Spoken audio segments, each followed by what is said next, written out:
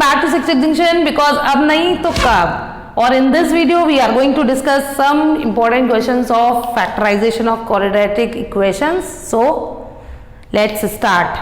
तो जो सबसे first question हम लेने वाले हैं that is you have to solve for x in this equation.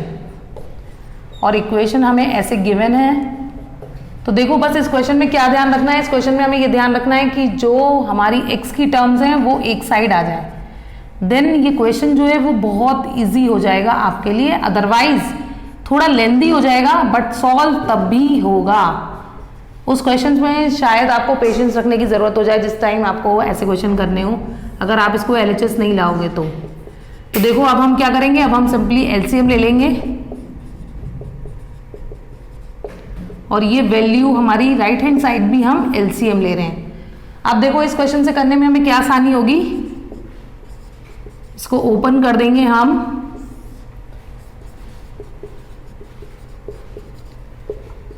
अभी भी शायद समझ में नहीं आया कि क्या आसानी होगी, है ना. अभी देखो समझ में आएगा जब मैं इस क्वेश्चन को फर्दर करूंगी. देखो ये x से x कैंसिल हो गया. उसके बाद देखो न्यूमरेटर में से हमारा a प्लस बी आ गया. अब देखो ये जो राइट हैंड साइड में है यहाँ पर भी a प्लस बी आ रहा है. So this will cancel out और जो आपकी इक्वेशन है वो बहुत इजीली बनने वाली है. अब जो हमारी इक्वेशन बनी that is a plus B plus X into X is equal to minus A B. ये क्रॉस मल्टीप्लाई हो जाएगा, माइनस साइन ए बी से मल्टीप्लाई हो जाएगा और ये वाली टर्म इधर आ जाएगी. अब इसको देखो डिक्रीजिंग पावर ऑफ x में अरेंज कर लो. बस यहां तक आ गए. अब हमें क्या करना है, अब हमें सिंपल टर्म्स कॉमन लेनी है जो हम लेते हैं. इन दोनों में से कॉमन लोगे, b कॉमन आ जाएगा और आपके अंदर टर्म बचेगी इस ब्रैकेट के that is x plus a. तो जो वैल्यूज आई that are x plus a into x plus b is equal to 0. This implies x is equal to minus a और माइनस बी. तो यही था क्वेश्चन, इतनी इजी तरीके से हो गया. और अगर इस टर्म को आप अरेंज नहीं करोगे तो सॉल्व तब भी होगा बट थोड़ा लेंदी हो जाएगा. और बोर्ड एग्जाम्स में जो हमारा टाइम है वो बहुत मैटर करता है क्योंकि वहां पर मेन जो फोकस होता है वो यही होता है कि क्वेश्चन ऐसे दिए जाते हैं तो थोड़े लेंदी हो, अगर उनमें कुछ ट्रिक यूज ना करी जाए ताकि वो टाइम वेस्ट करा सके. और एंड टाइम पर जो भी स्टूडेंट बोर्ड्स दे रहे हैं वो पैनिक हो जाते हैं क्योंकि उनके बहुत सारे क्वेश्चन छूट जाते हैं टाइम की वजह से. Now moving on to the next question जो हम लेने वाले हैं अपनी वीडियो में, that is x plus 1 upon x is equal to 25 whole 1 upon 25 and you have to find the value of x. आप देखो हालांकि न्यू स्केड्यूल या जो न्यू सिलेबस आया है CBSE का उस हिसाब से आपके MCQs भी आने हैं. तो अगर ये क्वेश्चन आपका MCQ में आ जाता है देन आप इसको सिर्फ एक स्टेप में कर लोगे. तो ये लेंदी वाला जो मैं प्रोसेस अभी करूंगी वो करने की जरूरत नहीं है. But if it comes in a 4 mark question then you have to solve it whole. ठीक है. तो देखो अगर ये MCQ में आता है तो इसको बस ऐसे करना है x प्लस 1 अपॉन एक्स और इसको हम ऐसे भी लिख सकते हैं 25 प्लस 1 अपॉन 25 ऑन इक्वेटिंग.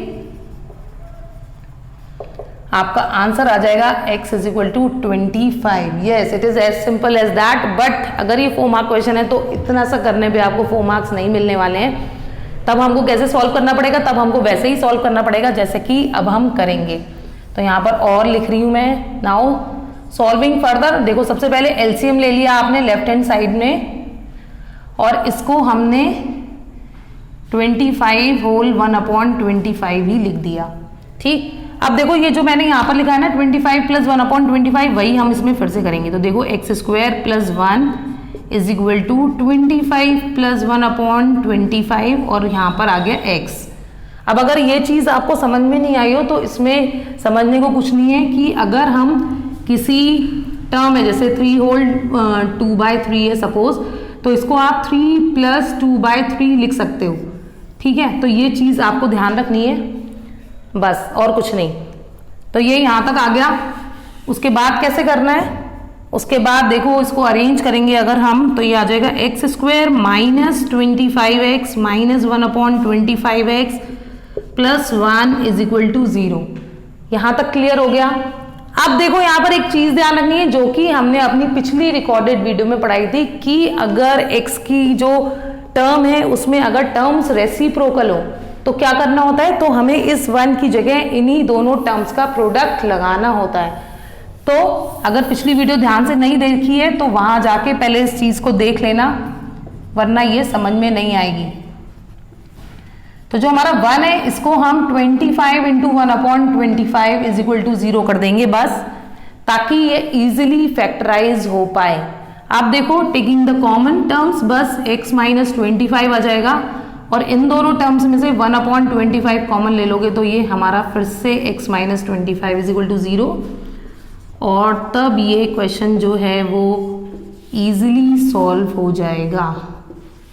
तो दिस इंप्लाइज इधर x इज इक्वल टू 25 और x इज इक्वल टू 1/25।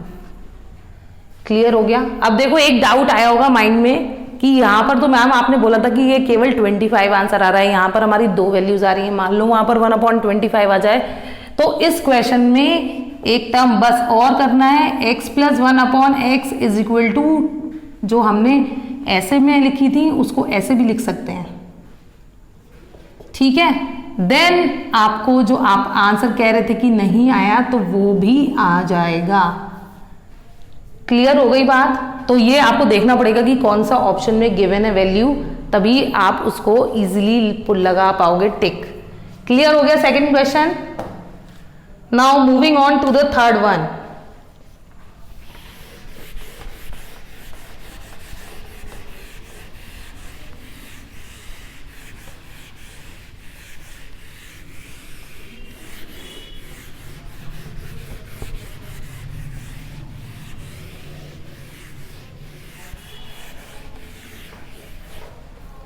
और जो हमारा थर्ड क्वेश्चन है वो बस दिखने में बहुत टफ लग सकता है कुछ बच्चों को।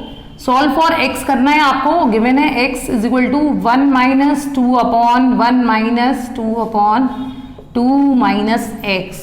अब देखो यहाँ पर डिनोमिनेटर में बहुत सारी टर्म्स हैं, न्यूमरेटर में सिर्फ 1 है, तो इस क्वेश्चन में क्या करेंगे, जहां पर ज्यादा फैला हुआ है रायता पहले उसको समेटेंगे, फिर हम ऊपर का क्वेश्चन सॉल्व करेंगे, ठीक है। तो जैसे सक्सेस की सीढ़ी नीचे से ऊपर जाएगी, ऐसे ही ये क्वेश्चन भी नीचे से ऊपर जाने वाला है। कैसे करना है, सबसे पहले एलसीएम लेंगे हम सबसे नीचे वाली टर्म में, तो जो ये ऊपर वाली टर्म है यहाँ तक की ये ऐसे ही रहेंगी। अब देखो ये जो हम एलसीएम लेने वाले हैं वो इतने पोर्शन में लेने वाले हैं, तो जब आप एलसीएम लोगे तो ये आ जाएगा 2 माइनस एक्स, और अगर आपको कंफ्यूजन हो रहा है तो यहाँ आप 1 भी लिख सकते हो। फिर जब आप इसको मल्टीप्लाई करोगे तो ये आ जाएगा 2 इंटू 2 माइनस एक्स माइनस 1, ठीक। अब देखो x इज इक्वल टू फिर से 1/2 माइनस 1/, अब इसको सॉल्व करोगे ये आ जाएगा 4 माइनस 2x माइनस 1, और ये वैल्यू आ जाएगी 3 माइनस 2x और होल अपॉन 2 माइनस x, ठीक है। अब देखो यहाँ पर जो ये 3 टर्म्स हैं, ये और ये तीनों टर्म्स, मैं कुछ और बना रही थी, ये कुछ और ही बन गया।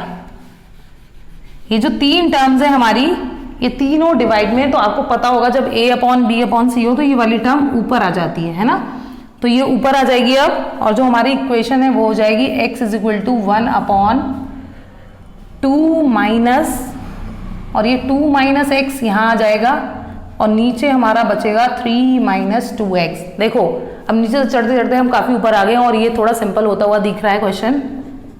अब कैसे करना है, x इज इक्वल टू, और ये क्वेश्चन संग में सॉल्व जरूर करो कॉपी में, देखो फिर भी कंफ्यूजन है फिर से 1 ले लो।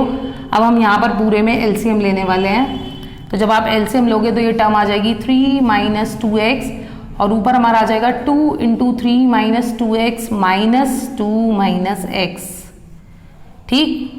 तो x is equal to 1/6 minus 4x minus 2 plus x upon 3 minus 2x, और इसको और आगे करते हैं तो ये आ जाएगा x इज इक्वल टू, अब देखो ये जो टर्म है वो ऐसे लिखते जाना आप, ये हमारा आ जाएगा 4 minus 3x upon 3 minus 2x।